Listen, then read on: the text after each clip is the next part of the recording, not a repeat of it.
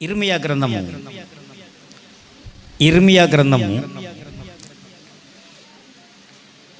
31వ అధ్యాయము. ఇర్మియా గ్రంథములోంచి 31వ అధ్యాయము, అందులో 4వ చరణం. ఇశ్రాయేలు కన్యక, నీవు కట్టబడినట్లు నేను ఇక మీదట నిన్ను కట్టింతును. మరొకసారి చదువుదాం. నీవు కట్టబడినట్లు, అక్కడి నుంచి అండర్లైన్ చేసుకోండి. నీవు కట్టబడినట్లు నేను ఇక మీదట నిన్ను కట్టింతును. ప్రార్థన చేసుకుందామా? దేవుడు గొప్ప వాగ్దాన పూర్వకంగా ఈరోజు మాట్లాడుతున్నాడు. ఆయన వాగ్దానం నమ్మదగినది. ప్రార్థన చేద్దాం. తలలు వంచండి. దేవా, నీవిచ్చినటువంటి ఈ మాటను బట్టి నీకు స్తోత్రాలు. నీవిచ్చినటువంటి ఈ వాగ్దానాన్ని బట్టి నీకు వందనాలు. దేవా, నీకు స్తోత్రాలు చెల్లించుకుంటున్నాము నాయన. గొప్ప దేవా, నీకు స్తోత్రాలు చెల్లించుకుంటున్నామయ్యా. నాయనా, పడిపోయినటువంటి మమ్మలను, చెడిపోయినటువంటి మమ్మలను నువ్వు సేద తీరుస్తున్నట్టున్నావు. మళ్ళీ కడతాను అన్న మాట చెబుతున్నావు. ఈ మాట నమ్మదగినది ప్రభువా. ఈ మాట విశ్వసించదగినది. మేము నమ్ముతున్నాం ఈ మాటను. దేవా, నువ్విచ్చినటువంటి మాట బలమైనటువంటి వాక్కు అది. దేవా, నీకు స్తోత్రాలు చెల్లించుకుంటున్నాను. ఆ మాటను బట్టి మా జీవితాలు కట్టబడతాయనే నమ్మకం నాకుంది. నాయనా, నీకు స్తోత్రాలు. ఈ రోజున మా జీవితాన్ని కట్టమని నాయనా, చెదిరిపోయినటువంటి మా జీవితాలను నిలవబెట్టమని నాయనా, పడిపోయిన మా బ్రతుకులను తిరిగి స్థిరత్వం కలిగినట్లుగా నువ్వు కట్టుమని నీ పాదాల చెంత వేడుకుంటున్నాను. దేవానికి స్తోత్రాలు, వందనాలు చెల్లించుకుంటున్నాం ప్రభువా. ఎంత గొప్ప మాట నువ్వు చెప్పావు. నేను మరలా నిన్ను కట్టుతును, మరలా నిన్ను కట్టింతును అన్న మాటను నాయనా, నీకు స్తోత్రాలు. నువ్విచ్చిన మాటగా మేము స్వీకరిస్తున్నాం.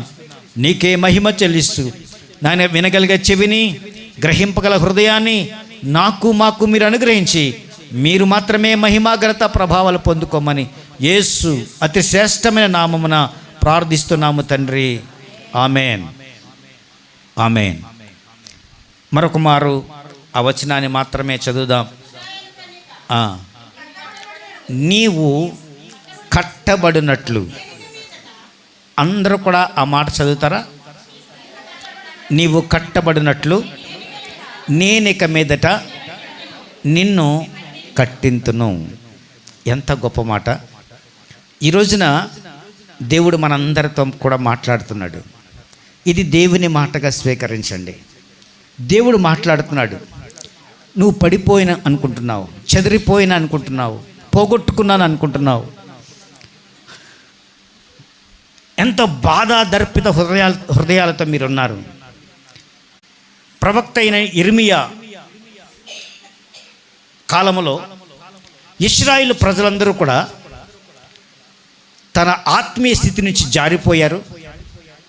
పాపములో తొలతూగుతున్నటువంటి వేళ పాపములో ఉన్నటువంటి ఇశ్రాయేలు ప్రజలందరూ కూడా చెరలోనికి వెళ్ళిపోయారు, చెరపట్టబడ్డారు, చెదిరిపోయారు.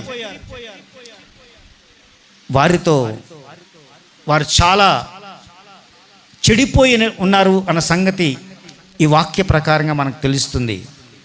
చెడిపోయి ఉన్నటువంటి ప్రజలను, పాపములో తొలతూగుతున్నటువంటి ప్రజలను ఆయన అంటున్నటువంటి మాట ఏంటంటే, ఇశ్రాయేలు కన్యక, నీవు కట్టబడినట్లు. నువ్వు కట్టబడలేదు, పాపములో ఉన్నావు, చెదిరిపోయి ఉన్నావు, అలసిపోయి ఉన్నావు, నీ జీవితం సరిగా లేదు, బాధతో ఉన్నావు, అనేకమైనటువంటి ఇరుకున పడిపోయావు నువ్వు. అంటే నీ జీవితానికి సుఖము లేదు, నీ జీవితానికి ఆనందం లేదు, అన్నీ పోగొట్టుకున్నావు. ఈ సమయంలో ఆ దేవాది దేవుడు అంటుంటున్న మాట, నీవు కట్టబడినట్లు నేనిక మీదట నిన్ను కట్టుదును. దేవునికి మహిమ కలుగునుగాక. హల్లెలూయా. కూలిపోయిన జీవితాలను దేవుడు మళ్ళీ కట్టిస్తాడు. దేవునికి మహిమ కలుగునుగాక. కూలిపోయిన నీ జీవితం మరలా కట్టబడుతుంది. చెదిరిపోయిన నీ జీవితం మరలా కట్టబడుతుంది. దేవునికి స్తోత్రాలు చెల్లిస్తారు ఒకసారి ఇంకా ఆనందంతో. చెదిరిపోయినటువంటి మన బ్రతుకులను మరలా నిన్ను కట్టిస్తానంటున్నాడు. దేవునికి మహిమ కలుగునుగాక. విరిగిపోయిన హృదయాలను మళ్ళీ స్థిరపరుస్తానంటున్నాడు. ఆమేన్, ఆమేన్, ఆమేన్. ఆశ కోల్పోయినట్టు జీవితాలను మళ్ళీ నిలబెడతాడు. దేవునికి మహిమ కలుగునుగాక. దేవాది దేవుడు నిలబెడతానంటున్నాడు. నేను నిలబెడతాను. చిన్న ఆశ నీలో ఉంటే చాలు. ఆశ కోల్పోయావు, నేను ఇంకా బాగుపడతానా, నేను ఇంకా మళ్ళీ నా స్థితికి వస్తానా, ఎంతో బాగుండేవాడిని, నా కుటుంబం ఎంతో బాగుండేది, గత రోజుల్లో నా చేతి నిండా డబ్బే, ఇప్పుడు డబ్బుల కోసం అటు ఇటు చూస్తున్నాను, అరులు చేస్తున్నాను, ఇక నీ జీవితం ఎటు కోలుకోలేకుండా ఉంది, నా జీవితానికి సహాయమే అందదా, నేను ఎలాగే ఉంటానా అనేటువంటి ఆలోచనలతో మీరున్నారు అన్న సంగతి దేవుడు బయలుపరుస్తున్నాడు. అటువంటి జీవితాల్లో ఆయన అంటున్నాడు, కూలిపోయిన జీవితాలను మళ్ళీ నేను కట్టిస్తాను. దేవునికి మహిమ కలుగునుగాక. నువ్వు కట్టడం కాదు, నేను కట్టిస్తాను. హల్లెలూయా, హల్లెలూయా, హల్లెలూయా, హల్లెలూయా. తాపీ పని కాదు. ఆయన చెబుతున్నటువంటి మాట ఏంటంటే,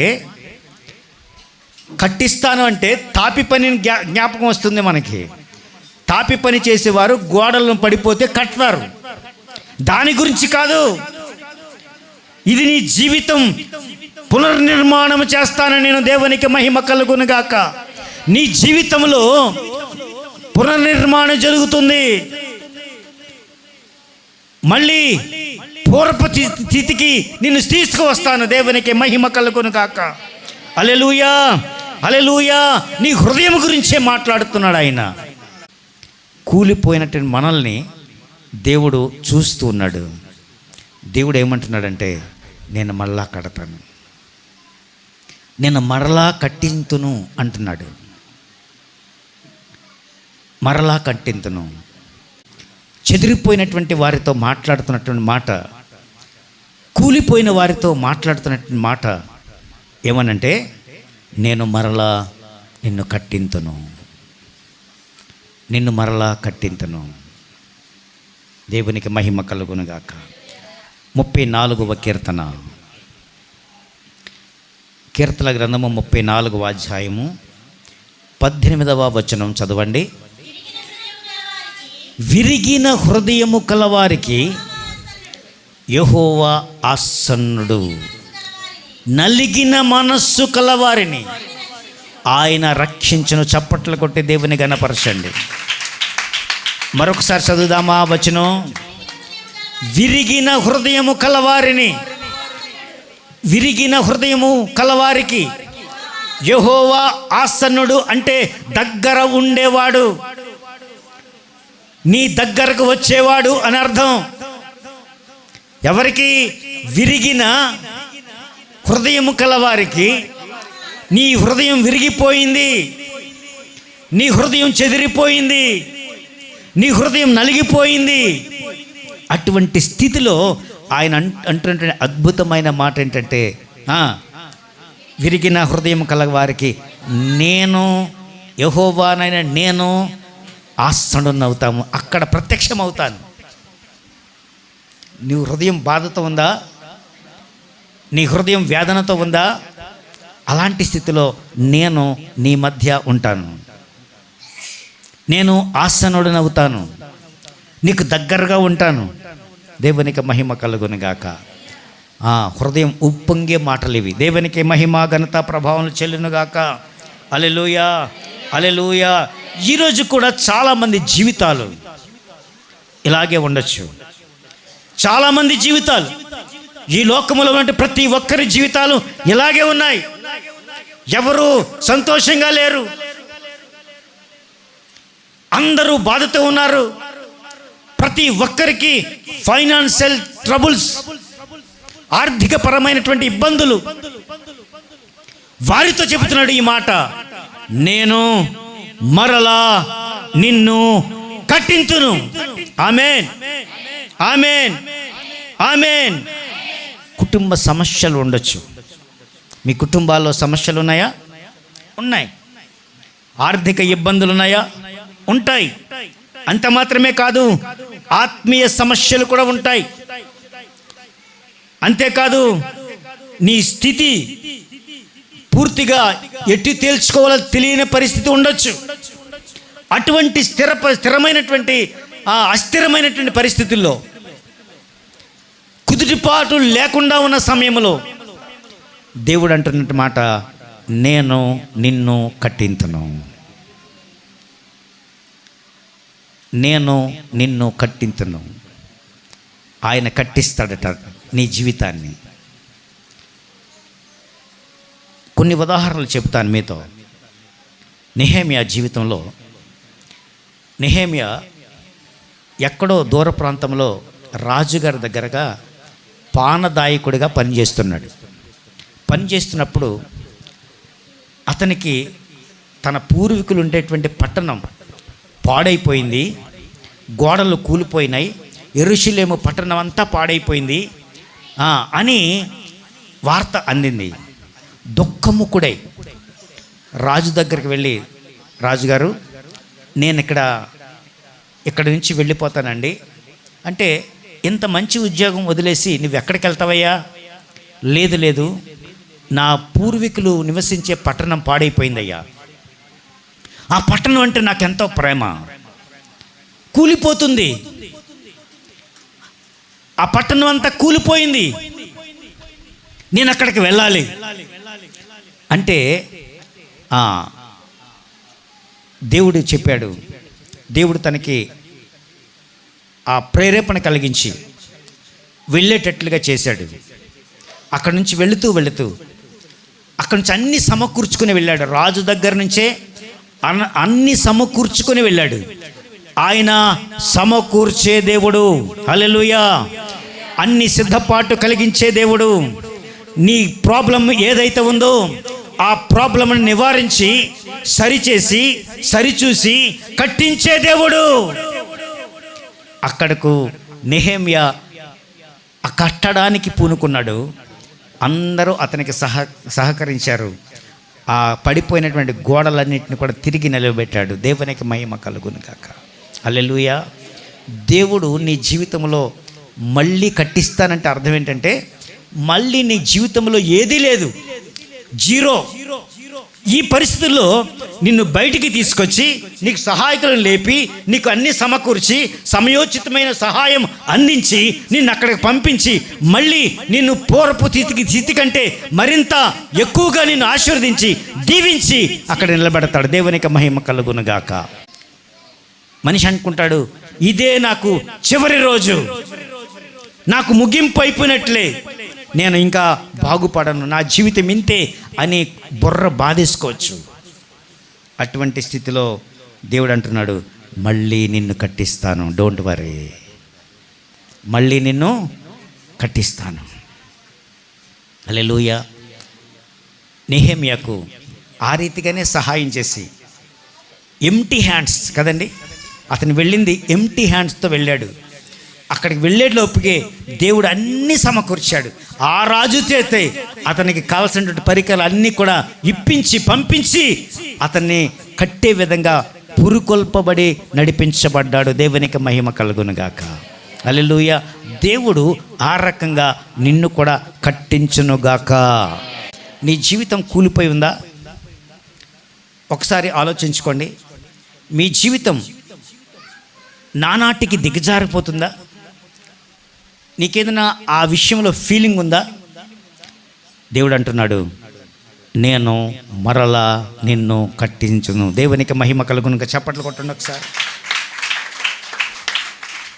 31వ అధ్యాయం, ఇర్మియా గ్రంథమే 31వ అధ్యాయం 4వ వచనంలో ఆయన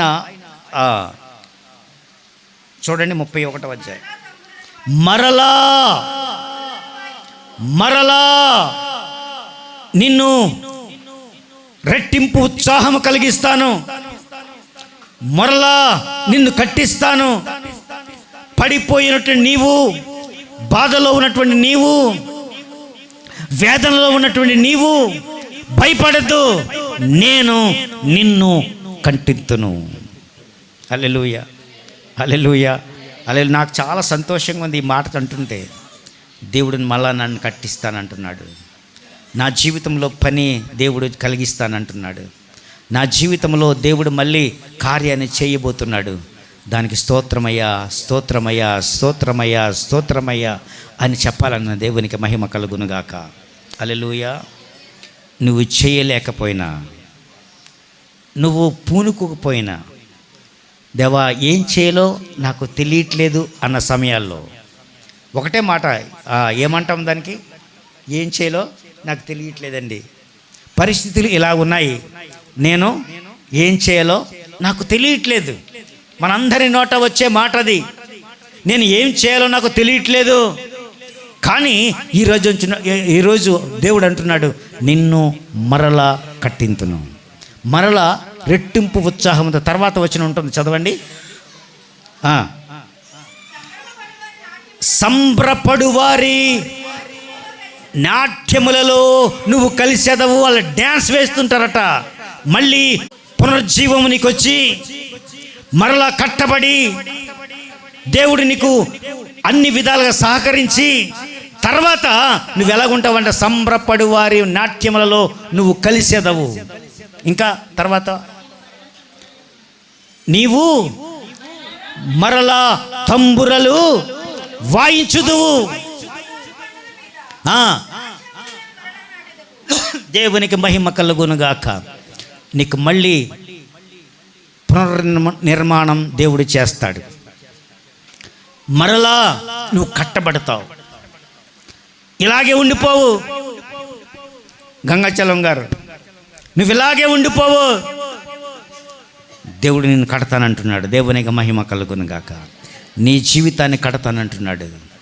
చెదిరిపోయిన జీవితాలు కడతానంటున్నాడు. బెదిరిపోయిన కుటుంబాలను కడతానంటున్నాడు. బాధతో ఉన్నటువంటి కుటుంబాలను నేను కడతానంటున్నాడు. అది దేవుని మాట. దేవునికి మహిమ కలుగునుగాక. హల్లెలూయా. యోబు జీవితంలో ఆ విధంగా జరిగింది. అన్నీ పోగొట్టుకున్నాడు యోబు, సకలము పోగొట్టుకున్నాడు. 42వ అధ్యాయము 10వ వచనంలో అంటున్నాడు, యెహోవా యోబుకు 42:10 మరియు యోబునకు పూర్వము కలిగిన దానికంటే రెండంతల అధికముగా యెహోవా అతనికి దయచేసెను. నిన్ను కూడా ఆ విధంగా దేవుడు దీవించునుగాక. చప్పట్లు కొట్టండి. హల్లెలూయా, హల్లెలూయా. పేతురు ముమ్మార్లు బొంకాడు, ఆయన ఎవరో నాకు తెలియదని. ఆయన ఎవరో నాకు తెలియదు. భక్తుడే ఒకనాడు యేసు ప్రభువుని సిలువ వేసినప్పుడు అందరూ వచ్చి అతను హేళన చేస్తున్నారు. ఆ సమయంలో భయపడి పారిపోయిన వాడు అప్పుడు అన్నాడు, ముమ్మారు ఆయన ఎవరో నాకు తెలియదు అని బొంకాడు. అటువంటి వాడిని దేవుడు వదిలేశాడా? యేసు ప్రభు వదలలేదు. మళ్ళీ స్థిరత్వం కలిగించాడు. అనేక మందికి సాక్షిగా నిలబెట్టాడు. పేతురు అనేక మంది రక్షణకరంగా మారాడు. దేవునికి మహిమ కలుగునుగాక. హల్లెలూయా. నేను గతంలో దేవుణ్ణి ఇలా అన్నాను, నేను దేవుణ్ణి నమ్మలేదు అని అనుకుంటున్నావా? అయితే నిన్ను నమ్మించి, నిన్ను స్థిరపరిచి, నిన్ను కొనసాగించి, మేలు చేసి నీ జీవితాన్ని స్థిరపరుస్తాడు. మునుపటిలాగా నువ్వు ఉండవు. నిన్ను మళ్ళీ స్థిరపరుస్తాడు. దేవునికి మహిమ కలుగునగాక. హల్లెలూయా. తప్పిపోయిన కుమారుడు తన జీవితంలో అన్నీ పోగొట్టుకున్నాడు. వాటా ఇచ్చేయమని దెబ్బలాడి పంచేసుకున్నాడు. నానా, నాకు వాటా పంచిచేయి, నేను వెళ్ళిపోతాను అని భీష్మించి కూర్చొని ఆస్తిని పంపకం జరిగించి ఆస్తిని పట్టుకొని పరాయి దేశం వెళ్ళి ఇష్టానుసారంగా తిరిగాడు. అక్కడ పాడైపోయాడు. అక్కడ దగ్గర డబ్బులంత కాలం అందరూ చూశారు. డబ్బులు లేనప్పుడు అతను ఒంటరిగా వదిలేశారు. చివరికి తిండి తినే యోగ్యత లేదు. పందులు తినే పొట్టును తినడానికి ప్రయత్నం చేశాడు. అలాంటి ఆ కుమారుణ్ణి తండ్రి అంటున్నాడు, నా కుమారుడు మళ్ళీ వస్తాడు అని ఎదురు చూస్తున్నాడు. ఒకనాడు నానా, నీ పని వారిలో ఒకరిగా నన్ను చేర్చుకోవని అందామనుకున్నాడు. అలాంటి పరిస్థితుల్లో అంత దూరం చూసి, ఇంకా దూరంగా ఉన్నప్పుడు తండ్రి వారిని చూసి కనికరపడి పరిగెత్తి మెడ మీద పడి ముద్దు పెట్టుకొని ఆయన ఆకర్షించాడు, ఆహ్వానించాడు. పెద్ద విందు జరిగించాడు. ఇంట్లో నా కుమారుడు వచ్చేసాడని పెద్ద విందు. పోగొట్టుకున్న దానిని అలాగే వదిలేశాడా? వదలలేదు. అతన్ని పోగొట్టుకున్న దానిని ఎక్కడ వదలలేదు. కుమారుడు పోగొట్టుకున్నాడు, కానీ తండ్రి మరలా స్వీకరించాడు. అదే రీతిగా మనం కూడా అన్నీ పోగొట్టుకున్నాం.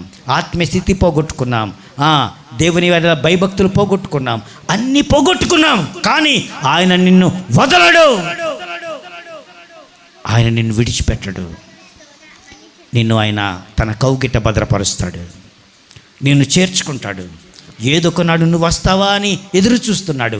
ఆ రోజున అంటున్నట్టు మాట అంటే, మరలా నిన్ను కట్టింతును, మరలా నిన్ను కట్టింతును. దేవుడు నిన్ను కట్టే నిర్మాణకుడై ఉన్నాడు. నీ జీవితాన్ని మరలా కట్టించడానికి 127వ కీర్తన 1వ వచనంలో ఉంటుంది, యెహోవా ఇల్లు కట్టించిన యెడల కట్టువాని ప్రయాసము వ్యర్థమే. చాలా జాగ్రత్తగా ఈ మాట వినండి. యెహోవా అంటున్నాడు, నేను నిన్ను కట్టింతును అన్నాడు. ఇల్లు కట్టివారి యెహోవా ఇల్లు కట్టించిన యెడల కట్టువారి ప్రయాసం వ్యర్థమే. మీరు కట్టుకుంటున్నారు, కానీ మీరు ప్రయాసంతా వ్యర్థం అవుతుంది. ఆయన గాని పూనుకోకపోతే నువ్వు కట్టేది వ్యర్థమే. చాలామంది అంటుకున్నారు, నేను కష్టపడుతున్నాను, నేను సంపాదిస్తున్నాను, దేవుడు నాకు లెక్క, దేవుడు ఏం చేస్తాడు, నా కష్టార్జితముల వలనే నేను జీవించగలుగుతున్నాను అనుకుంటున్నారేమో. మీరు వేకునే లేచి కష్టపడేవారు చాలామంది ఉండొచ్చు. నీ కష్టార్జితము నువ్వు అనుభవించాలంటే దేవుని కృప నీకు ఉండాలి. యెహోవా ఇల్లు కట్టించిన యెడల కట్టువారి ప్రయాస వ్యర్థమే. యెహోవా పట్టణమును కాపాడిన యెడల ఇల్లు కట్టువారి ప్రయాసము వ్యర్థమే. ఎందుకంటే చాలామంది ఏమనుకుంటారంటే, నా కష్టార్జితము చేత నేను బాగుపడతాను, నా బలము చేత నేను బాగుపడతాను, నాకున్నటువంటి ఆస్తుల చేత నేను బాగుపడతాను అనుకుంటున్నామేమో. ఈ రోజున దేవుడు చెబుతున్నాడు, పడిపోయిన వారిని చూసి మాట్లాడుతున్నాడు, చెదరిపోయిన వారిని చూసి మాట్లాడుతున్నాడు. నేను నిన్ను మరలా కట్టింతును, మరలా నిన్ను కట్టింతును. నీ జీవితంలో నువ్వు సంపాదన ఎంత చేసినా ఆయన కృప లేకపోతే అది ఎంత మాత్రము నిలవబడదు. దేవునికి స్థానం దేవునికి ఇవ్వకపోతే నీ కష్టార్జితమంతా వ్యర్థమే. నీ కష్టార్జితమంతా చెప్పండి వ్యర్థమే. హల్లెలూయా. దేవుడు నీ హృదయాన్ని ముందు కడతాడు. ఆయన కట్టడం అంటే అర్థమయ్యేలాగా మీకు వివరించాలని అనుకుంటున్నాను. మీ హృదయం బాధతో వ్యర్థంగా ఆలోచన కలిగి ఉంది. మీ హృదయం చాలా బాధతో ఉంది. మాకు ఎక్కడికి వెళ్ళాలన్నా, ఏమి చేయాలన్నా, ఏ పని పూనుకోవాలన్నా ఆర్థికంగా బలం లేదు. ఎక్కడికి ప్రయాణం చేయాలన్నా ఆర్థిక బలం కావాలి. ఆ బలము నాకు లేదు అని హృదయంలో ఎంతో వేదన. మా కుటుంబం బ్రతకాలంటే కావలసినవేవి మా జీవితంలో లేవు. ఆ విధంగా వేదన చెందుతుంది హృదయం. హృదయం అలా వేదన చెందినప్పుడు కొన్ని కార్యాలు జరుగుతాయి. అది ఏమిటంటే హృదయం విరిగిపోతుంది. ఆ సమయంలో హృదయం కంప్లీట్గా డ్యామేజ్ అయిపోతుంది. ఆ డ్యామేజ్ అయిన సమయంలో మనకి తగ్గిపోయేది ఏంటంటే ప్రార్థన తగ్గిపోతుంది. అమ్మ చాలా జాగ్రత్తగా వినండి. మీకు ఏం తగ్గిపోతుందంటే బాధతో ఉన్నప్పుడు, వేదనతో ఉన్నప్పుడు, అలజడిలో ఉన్నప్పుడు, అలసటతో ఉన్నప్పుడు ఏం తగ్గిపోతుందంటే ప్రార్థన తగ్గిపోతుంది. ప్రార్థన తగ్గిపోతే విశ్వాసం తగ్గిపోతుంది. విశ్వాసం తగ్గిపోతే ఆనందం తగ్గిపోతుంది. అలాంటి స్థితిలో ఏమీ చేయలేం, మనం ఏమీ చేయలేం.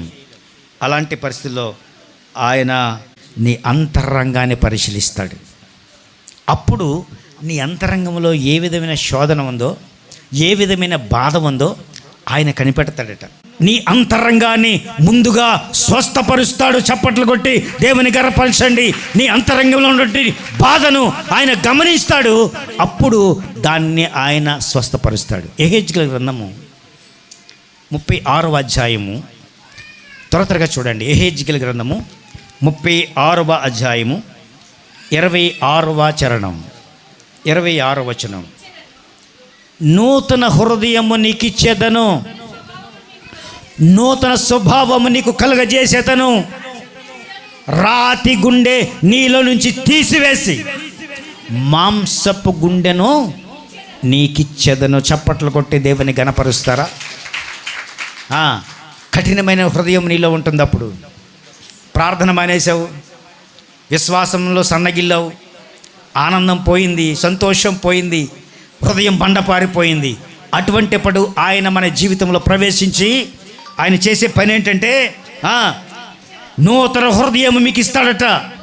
నీ హృదయం పాతది తీసివేసి మళ్ళీ నూతన హృదయము మీలో చొప్పింపజేసి నూతన స్వభావం మీకు కలగజేసి రాతి గుండెను మీలో నుంచి తీసివేసి మాంసపు గుండెను పొదుగుతాడట. దేవునికి మహిమ కలుగునుగాక. దేవుడు కట్టిన వారిని ఆశీర్వాదకరంగా మలుస్తాడు. దేవుడి చేత కట్టబడితే ఆ జీవితాలు ఎలాగుంటాయో తెలుసా? ఆశీర్వాదకరంగా ఉంటాయి. దేవునికి మహిమ కలుగునుగాక. దేవుడే నిన్ను కట్టబోతున్నాడు, నిన్ను కట్టిస్తాను అనే వాగ్దానం ఇచ్చాడు. ఇప్పుడు ఆయన నీ ఉద్దేశాన్ని మార్చివేసి నీ జీవితంలో నెలకొన్నటువంటి సమస్త బాధల నుంచి సహాయం చేసి నిన్ను పరిణితి కలిగినటువంటి వ్యక్తిగా చేసి ఆయన నిన్ను ఆశీర్వదిస్తాడు. ఆశీర్వాదం దేవుని మహిమ వల్ల కలుగుతుంది. యోసేపును ఆ విధంగా ఆశీర్వదించాడు. అన్నదమ్ములందరూ కూడా గోతులు తోసేశారు, ప్రధానిని చేశాడు. దేవునికి మహిమ కలుగునుగాక. యోసేపును ఒక ఉన్నతమైన వ్యక్తిగా చేయగలిగాడు. నిన్ను కూడా అలాగే చేస్తాడు. గోతులో తోసేసిన నిన్ను తీసుకొచ్చి అందరిలోనూ ముందు వరుసలో నిన్ను నిలబెడతాడు దేవుడు. దేవునికి మహిమ కలుగునుగాక. పేతురు కూడా విఫలమైనటువంటి వాడు, కంప్లీట్గా విఫలమైనటువంటి వాడు. అటువంటి వాడిని పేతురుని గొప్ప బలపరిచే నాయకుడిగా చేశాడు. మరలా నిన్ను కట్టుదును, మరలా నిన్ను కట్టుతును. దేవునికి మహిమ కలుగునుగాక. మరలా కట్టించబోయే స్థితిలో ఉన్నటువంటి నీవు, మరలా కట్టబడేటువంటి నీవు ఈ విషయాన్ని గమనించాలి. మరలా కట్టబడే నీవు 3 విషయాలు నీవు ఆచరించవలసి ఉంటుంది. ఏం విషయాలు? దేవుని చేత మరలా కట్టబడబోతున్నావా? మరలా కట్టించాలి దేవుడు నన్ను, పూర్వపు స్థితికి నన్ను తీసుకురావాలని కోరిక నీకుందా? అటువంటి కోరిక నీకుంటే ఆ విషయాన్ని గమనించు. 3 విషయాలు చెబుతున్నాను. మొదటిది పశ్చాత్తాపం కలిగి ఉండాలి. దేవా, కూలిపోవడానికి ఇవి కారణం, నా జీవితం కూలిపోవడానికి ఇవే కారణం అంటే, నువ్వు పూర్వము ఏదైతే నీ జీవితంలో కలిగి ఉన్నావో ఆ వాటిని నువ్వు ఒప్పుకొని తీరాలి దేవుని ముందు. వీటి వల్లే నా జీవితం కూలిపోయింది, నా జీవితం కూలిపోవడానికి ఇవి కారణాలు. దేవా, నేను మళ్ళీ నాయన ఒప్పుకుంటున్నాను, వాటి విషయంలో నాయన నువ్వు క్షమించు, నన్ను మరలా కట్టించివాడానికి స్తోత్రం అని చెప్పు. దేవునికి మహిమ కలుగును గాక. రెండవది ప్రార్థన. మొదటిదేంటి? పశ్చాత్తాపం. రెండవదేంటి? ప్రార్థన. ప్రార్థన నువ్వు ఏం చేయాలంటే దేవుని సహకారం కోరాలి. దేవా, నాకు సహాయం చేయవా? దేవా, నాకు సహాయం చేయవా? నన్ను ఆశీర్వదించవా? నన్ను బలపరచవా? దేవానికి స్తోత్రాలు. నన్ను మరలా నేను ప్రార్థిస్తున్నాను, నాకు సహాయం కావాలి, నీ సహాయం కావాలి. నెహెమ్యా దేవునిని అడగలేదు, దేవుణ్ణి కోరలేదు, కానీ ఆ విధమైన భావంతో తనున్నాడు కనుక దేవుడు అందరినీ సమకూర్చి తనకు సహాయం చేసేలాగా సమకూర్చి పెట్టాడు. ఆ విధంగానే నీకు కూడా సమకూర్చబడతావు. దేవునికి మహిమ కలుగును గాక. నువ్వు కూడా సమకూర్చబడతావు. ఏదైతే కోల్పోయావో వాటిని మరలా నువ్వు పొందుకుంటావు. మూడవది విధేయత. దేవుని మార్గాన్ని అనుసరించి దేవుడు చెప్పింది చేయగలగాలి. దేవుడు ఏదైతే చెప్పాడో, ఏవైతే వద్దన్నాడో, ఏవైతే చేయమన్నాడో వాటిని చేయగలడం విధేయత. సౌలు మాట తప్పాడు కదండి. బలులు అర్పించడం కాదు, మాట వినుట శ్రేష్టం. దేవుని మాట మీరు వింటే అది శ్రేష్టమైన సంగతి. దేవుడి నీ జీవితాన్ని మరలా కట్టించబోతున్నాడు. దేవునికి మహిమ కలుగునుగాక. హల్లెలూయా, హల్లెలూయా. నీ కుటుంబం కూలిపోయిందా? నీ కుటుంబం నిరుత్సాహంతో ఉన్నావా? నువ్వు విశ్వాసంలో బలహీనుడివయ్యావా? నువ్వు ఏ స్థితిలో ఉన్నావు? నీ భవిష్యత్తు చీకటిలో ఉందా? అటువంటి పరిస్థితుల్లో దేవుడు అంటున్నాడు, నేను చేయగలను. దేవుడు అంటున్నాడు, నేను తిరిగి నిన్ను కట్టగలను, నీ జీవితాన్ని నిలవబెట్టగలను. నీ జీవితాన్ని నిలబెట్టేవాడను నేను. నీ జీవితాన్ని నాకు సమర్పించు, ఆయనకు నీ జీవితాన్ని సమర్పించు. పాపములో ఉన్న వారిని ఇశ్రాయేలు ఎందుకు పక్కదోవ పట్టారు, ఎందుకు చెరలోనికి వెళ్ళారంటే వారు పాపములో జీవించారు గనుక, పాపము వారి జీవితంలో నెలకొని ఉంది కనుక, పాపము వారి జీవితాన్ని ఏలుబడి చేస్తుంది కనుక వారు చెరపట్టబడ్డారు. ఈరోజు చెరపట్టబడిన వారితో దేవుడు మళ్ళీ మాట్లాడుతున్న మాట ఏంటంటే, నేను నిన్ను మరలా కట్టింతును అన్నమాట. మరలా నిన్ను కట్టిస్తాడు. ఏ కష్టం వచ్చినా దేవుడు చెదిరిపోకు, దేవుని యందు నిలబడి ఉండు, దేవుడు నిన్ను మళ్ళా కట్టిస్తాడు. దేవునికి మహిమ కలుగును గాక. నువ్వు ఇదే స్థితిలో ఉండవు, ఇదే స్థితిలో నువ్వు ఉండవు. నిన్ను అప్లిఫ్ట్ చేస్తాడు దేవుడు, మళ్ళీ పునరుద్ధరిస్తాడు నిన్ను. దేవుడు నీ జీవితానికి మేలు చేస్తాడు. విరిగిన బ్రతుకులను, విరిగిన ప్రజలను, విరిగిన హృదయాలను మళ్ళీ కట్టబోతున్నాడు. దేవునికి మహిమ చెల్లించండి. హల్లెలూయా, హల్లెలూయా. దేవా, మా జీవితాలు కూలిపోయిన జీవితాలు. అందరూ మోకరించండి, నిలువు మోకాళ్ళ మీద ఉండండి. ఒకసారి ఒక మాట చెప్పండి దేవునితో, దేవా నన్ను మరలా కట్టించు, దేవా నన్ను మరలా కట్టించు, నన్ను మరలా కట్టించు. యేసు ప్రభువా నన్ను మరలా కట్టించు. నేను కట్టబడినట్లు నా జీవితంలో నువ్వు కార్యం జరిగించినవి ఉన్నావు. ఆ కార్యము నీ వలన మాత్రమే జరగాలి.